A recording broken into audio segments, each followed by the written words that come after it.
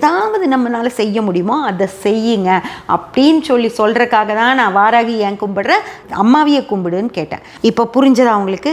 தயவு செஞ்சு எல்லா கடவுளும் ஒன்று தான்.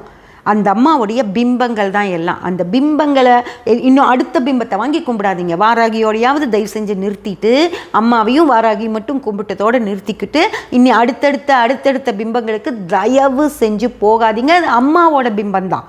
புரிஞ்சதா? புதுசாக எங்கிருந்தும் எந்த கடவுளும் வரமாட்டாங்க. அந்த பார்வதி தேவிக்குள்ளே இருக்கிற ஒரு பிம்பம் தான் இனி வெளியே வந்தால் வரணும்.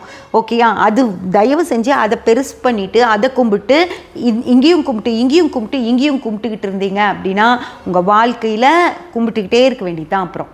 புரிஞ்சதா? அதனால் அதையெல்லாம் விட்டுட்டு ஒரு அம்மா தெய்வமே என்னை காப்பாற்றுன்னு மட்டும் கும்பிடுங்க. கண்டிப்பாக உங்களை காப்பாற்றுவாங்க. இல்லை முக்கியமான ஏதாவது விஷயம் இருக்குது அப்படின்னா இந்த மாதிரி ஒரு கோரிக்கை வச்சு வழிபாடு பண்ணுங்கள். இதோடு நிறுத்திக்கணும். அந்த அம்மாக்கிட்டேயே தான், பார்வதி தேவிக்கிட்டேயே தான் நான் ரெகுலராக கையெடுத்து கும்பிடு.